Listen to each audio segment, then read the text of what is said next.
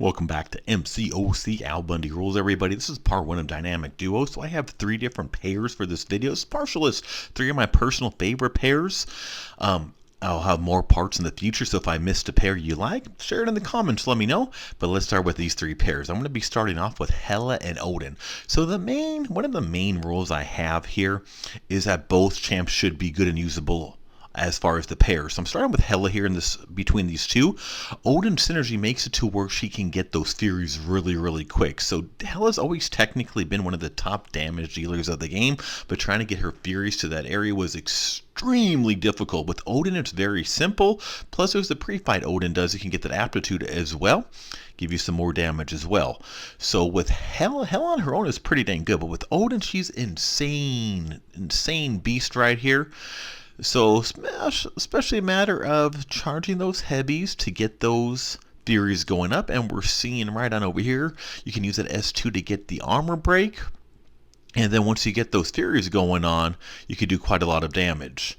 If you have a hard time getting in there, we see these are 50,000 limit hits, so we see we're doing the limit on many of those attacks right there. So I'm going to show you a few clips. Some of the fights might show you a whole fight if I think that the champ needs to really show the whole thing to best get an idea of what they can do. And some fights I'm going to show you some little clips. So we're seeing some decent damage here, and I'm not even ramping Hela that high up. Just a pretty easy amount. To get her like 25 Furies is rather simple actually with this Odin synergy. Without the Odin synergy, it's much more difficult. What makes this so good? So as I was saying, one of my main rules on this video of the dynamic duos is that I don't want it to be where one champ is used to make another champ much better, but the synergy champ is there just for synergy, just kind of wasted space. I want my dynamic duos to where both are very good.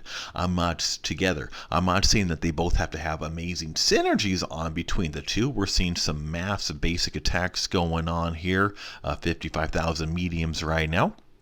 But you can use them both in quests. None of the champs I'm going to be showing in this video are just going to be only synergy and won't be usable. So I showed you some good highlights with Hela there. Let me show you some with Odin now.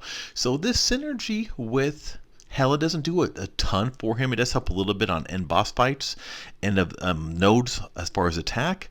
But Odin is so underrated. He does so much. So I'm going to show you some clips of him to show you how good he really is. Meaning, when you're bringing him with Hela, you're not bringing him as just a synergy. He can get plenty of play. This is some LOL clip right here I'm showing you right here. With 50,000 max damage, we're seeing 140,000 damage when there's a 50,000 limit. That extra attack based on how you ramp him up allows you to be able to even go around those damage cap limits. So that S2 right there, you're getting close to 200,000 damage per S2. Alright. So he's very good. Just takes a little bit to ramp up. If you're not sure how I'm using Odin, be sure to check my tutorial. Same goes with Hela. I have a tutorial on her too. Look at this S2.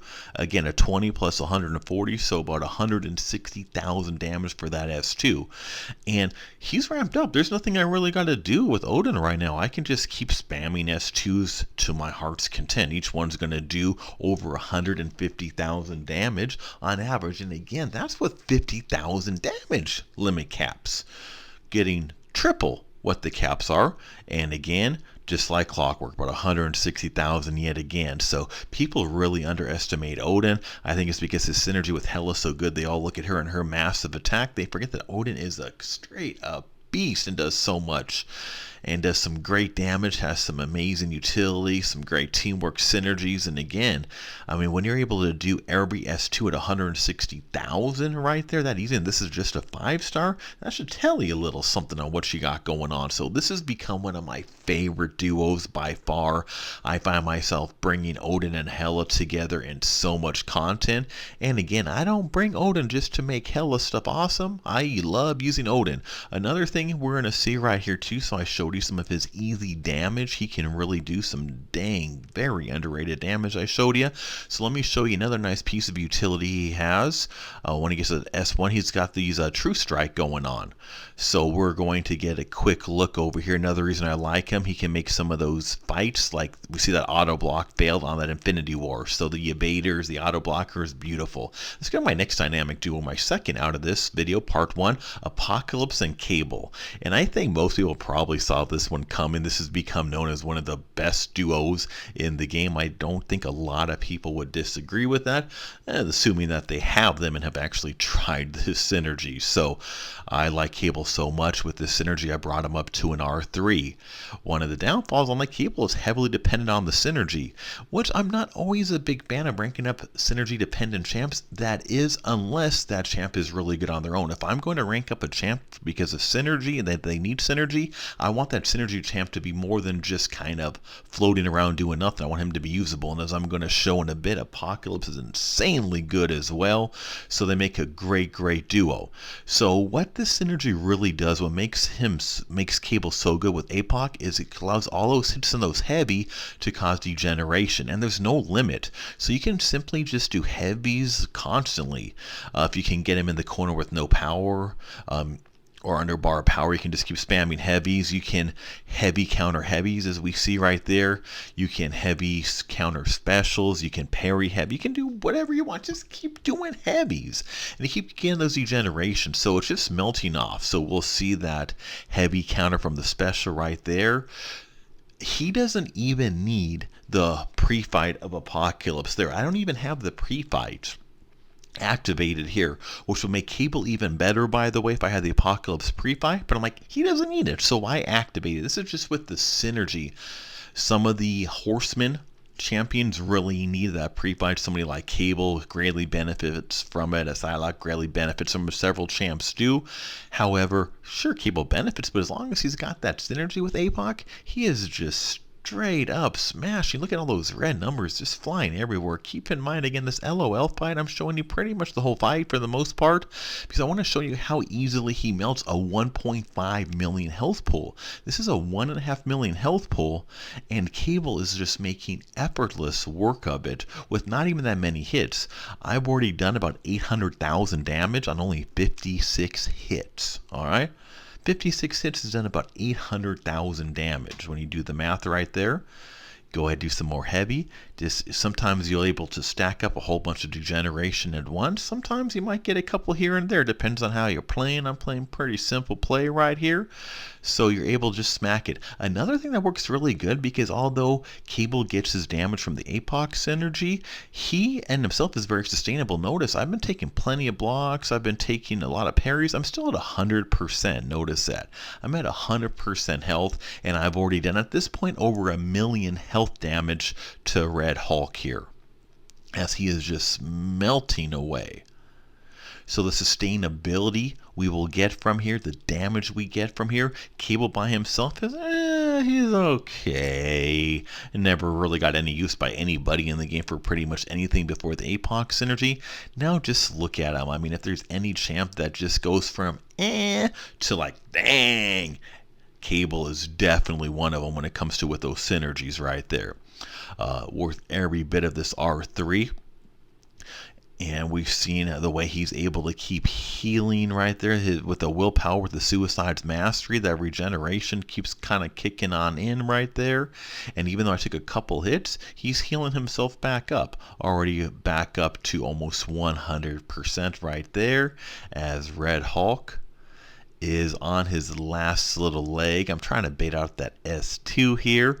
So like I said, this kind of like my last dynamic duo I showed with Odin and Hela. This by far is one of my favorites. So I'm showing you some of my personal favorites that are also easily some of the best. And as we're seeing here, I think we saw why Odin and Hela I enjoy so much, and we're definitely should be seeing here, at least on the Cable side, why I am enjoying him so much, as he is getting ready to wrap up melting this 1.5 million health pool with so very little effort there. Again, trying to bait out, taking several hits actually, playing a little bit of slop right there. Keep in mind the parry's still broken, so sometimes I go for a parry, I just do something a little silly. But look, his regeneration kicked in. I'm back at 100%, and that's one of the things I really like when I chose the Cable R3. Even though he needs the APOC synergy for damage, he's very sustainable. I can use specials, I can take block damage, I can do a little bit, and he's able to re-heal as we see him back at 100%, despite the fact I've taken a decent amount of hits at this point. We see Red Hulk at that 2% right now, get another degeneration batch going on, and now I just accidentally went ahead and decided to finish this up by activating an S3. So this 1.5 million health pool is completely KO and only 118 hits. That is not that bad, and ended at 100%. So now let's look at APOC. So this synergy this benefits APOC a ton also.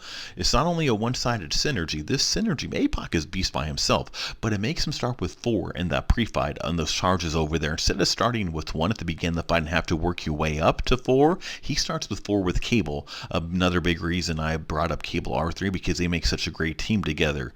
This allows him to start the fight at full potential. He doesn't have to gain 1 charge per fight like he normally would. He starts at his max 4, which means with each of those charges with those horsemen, he is able to gain extra abilities. And I have a tutorial on how to use APOC. If you're not sure what he benefits from there or how to use them, this video isn't a how to use video, but we're seeing I'm able to do the stun through the block. That's one of the benefits of starting with 4. Another of the big benefits with starting with 4, I can spend the pre-fight horseman ability after 1 fight. So let's say I want to use the pre-fight on, say, somebody like Gambit, who gets 100% perfect block with that pre-fight. Instead of having to make APOC do 3 fights, if I bring Cable, all I have to do is 1 fight with APOC, and then I can use the pre-fight on Gambit, which has become one of my favorite trinities in the game. Gambit, APOC, and Cable. Cable don't need the pre-fight. APOC does 1 fight, gets the 4 charges. I spend that on Gambit, and I get 100% perfect block. So get some crazy variety with that trio. If I ever do a favorite trio, I guarantee you those 3 will be on that list. But now for duos, I don't want to keep doing like different variations. I don't want to have APOC in like 5 different champs. So my favorite of the APOC duos is definitely Cable, because they go together so well. They complement each other so well. And right there, I'm not even doing, as we locked in that those different DOT with the S3, it becomes permanent, and I just kind of let Juggernaut melt himself with that just to kind of show. Once you lock it in, the DOTs, they're permanent for the rest of the fight. You don't got to do anything else. And again, I got a tutorial on how to use them. So we see that I went ahead, I got those DOTs. Hulk is poison immune, so we just got 3 of the 4 that I can normally get with APOC, but then I locked them in. We see the timer stop when I did that S3. So for the rest of the fight, that DOT just continues. That concussion, those debuffs that I have up there on Hulk, I don't have to do anything else after I launch the S3 to keep them. They're there for the rest of the fight. And again, that's an amazing thing. So I love, again, what I like about with the synergy with Cable and APOC is that you don't have to do anything to ramp him up. He's ramped up from the very first fight with that synergy. Without it, it could take approximately 3 wins before he's fully ramped up. So very good thing. We see how that synergy complements the 2. We see some of the great damage APOC does. And now next dynamic duo is Colossus and Guardian. So let me explain a little when I'm considering them a duo. It won't always be full synergy. In fact, they don't even have a direct synergy together. But Guardian gives massive increase to block proficiency. Cole, the number one thing people complain about Cole on is his block proficiency. So even though these 2 don't even have a direct synergy together, Guardian gives all champs a massive block proficiency. 6 starts over 1200 block proficiency. So the one weakness people complain about Cole, it's gone. Look at that S3 right there, almost 200,000. So I'm able to parry now. I'm able to parry heavy. I'm able to take some block damage with the synergy. So it makes Cole very sustainable. So you can get his insane, easy to use high damage without having to worry about his sustainability issues. So personally, I like Cole without Guardian too, but with Guardian, I can play a lot more casual. I don't have to play too fancy. I don't have to worry about not taking block damage. I can just get in down and dirty with him. And that's something I really like here. and I'll be showing some Guardian playing a little bit, but the two of them work together, and considering they make such a great team without even having a direct synergy together makes it kind of interesting at the same time. And the main thing I'll be showing you, Cole does have actually some fairly decent utility to him, but the big thing about him for this big guy is that massive damage. So that's the big thing I'm going to show you. I'm purposely taking some blocks and pairing to show you how big of an impact that Guardian duo synergy works. It just makes him last quite a bit longer, and we're seeing these amount of damage we're going in. We're seeing those armor breaks kicking up. We'll see when I get those Thanos items, when we have the ability going out there as he route. I'll be coming up really quick, so I'm waiting for the timer to go so I could do a route. I'm going to save my S3 for a route so I could show you some nice damage coming on up. Keep in mind, this Black Panther's at like around 550,000 health, I believe. Showing you a nice chunk to show you how easy Cole can go through this 550,000 health right there. So I did the route, I did the S3, and I got a tutorial on how to use Cole as well for those who want to know. We'll see about almost 150,000 damage off that S3, but now he's also worked up. So now look at these hits I'm doing on Black Panther right there, and doing some massive hits after that, and that over 550,000 health was done in only 40 hits. Not too shabby right there, I would have to say. And now this ROL fight, well, Wolverine is pretty well known. His regeneration on this fight is pretty hard. Not a whole lot of champs can counter his regeneration, and even fewer champs can outpower his regeneration. Guess what? Cole is one of them who does more damage than Wolverine in this fight can heal. So I want to show you this fight and show you how easily Cole gets through it. A little bit of a ramp up. We'll see some of the damage I'm doing right there, and even though those regenerations are going, I've already got Wolverine about half health and only in the mid-20s range of hits. We'll see him doing some armor breaks right there. What I am doing now is I'm just kind of seizing up on Wolverine, waiting to get to the S3, waiting for the timer to go so I can redo a route. Once I'm able to do another route, I'm getting some armor breaks ready. I'm going to go ahead and activate my route, dash and back, hold block. Now I'm going to activate an S3, and now Wolverine is putty in my hands. He gets that little smack at this crazy little giant claw-looking doohickey all over the place, fling him on around.